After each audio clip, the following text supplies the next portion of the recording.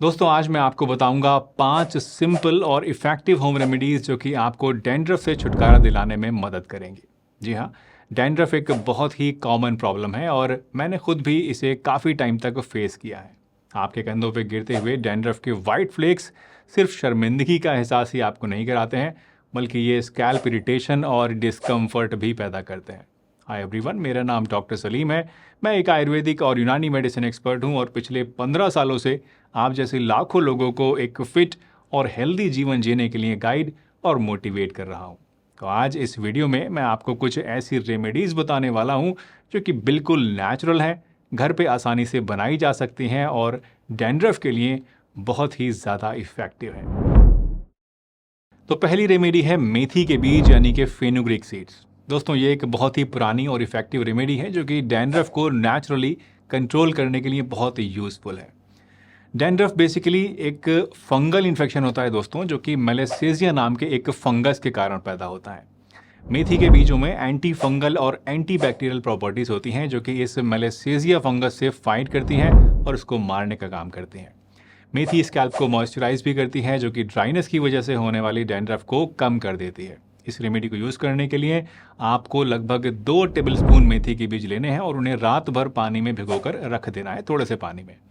सुबह इन बीजों को आप इस पानी के साथ ही अच्छे से ग्राइंड कर लीजिए, पीस लीजिए ताकि एक पेस्ट बन जाए और अब इस पेस्ट को डायरेक्टली अपने स्कैल्प के ऊपर अप्लाई कीजिए। ध्यान रखिएगा कि ये पेस्ट सिर्फ आपके बालों में ही लगा ना रह जाए, ये आपकी स्कैल्प पे भी लगना चाहिए।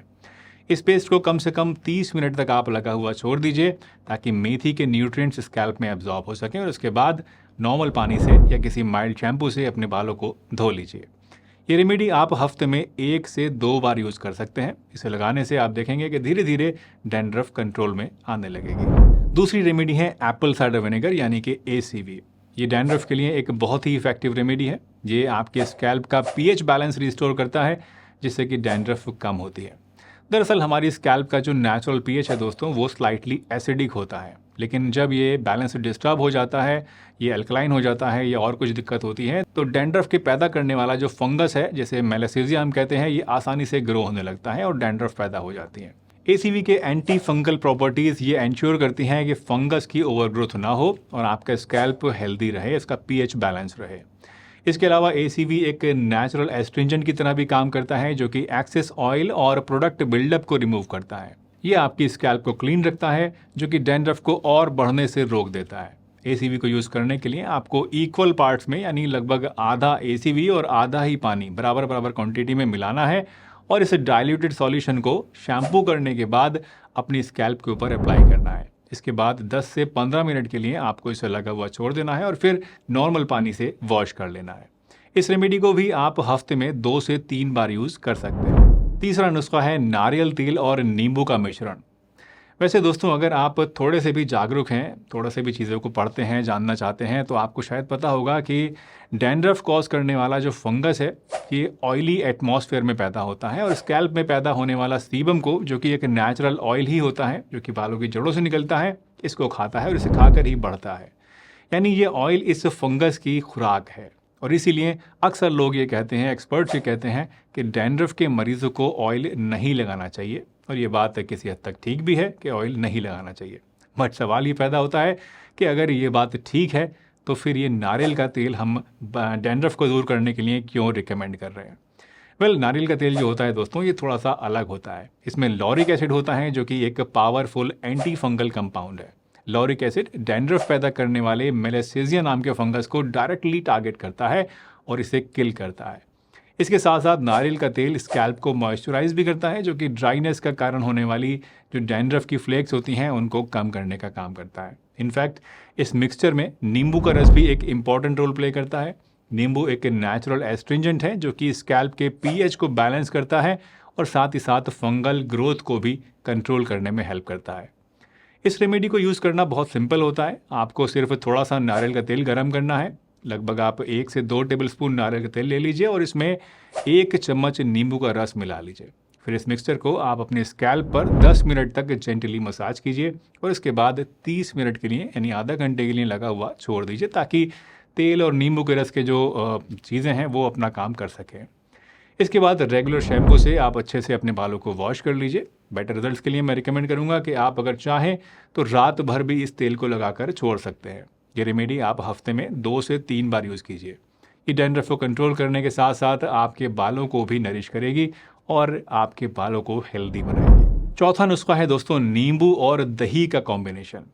ये एक ट्राइड एंड टेस्टेड रेमेडी है जो कि डैंड्रफ को इफेक्टिवली कंट्रोल करने में मदद करती है।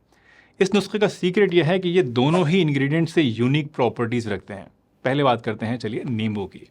नींबू में नेचुरल एसिडिक प्रॉपर्टीज़ होती हैं जो कि स्कैल्प के पीएच बैलेंस को रिस्टोर करने में आपकी हेल्प करती हैं। जब स्कैल्प का पीएच बैलेंस्ड होता है तो फंगस जैसे डैंड्रफ कॉजिंग ऑर्गेनिज्म जो है उनके लिए ग्रो करना मुश्किल हो जाता है। दूसरी तरफ अगर दही की बात करें तो ये आपकी स्कैल्प को हाइड्रेट करता है और सूद करने का काम करता है। दही में प्रोबायोटिक्स भी होते हैं जो कि स्कैल्प के हेल्दी बैक्टीरिया को प्रमोट करते हैं और ये बैक्टीरिया डैंड्रफ के फंगस के अगेंस्ट फाइट करते हैं। इसके अलावा दही स्कैल्प की इचिंग को भी रिड्यूस करता है जिससे आपको इंस्टेंट रिलीफ मिलता है। इस रेमेडी को यूज़ करने के लिए आपको सिर्फ 2 टेबलस्पून नींबू का रस लेना है और इसे 4 टेबलस्पून दही के अंदर मिला देना है।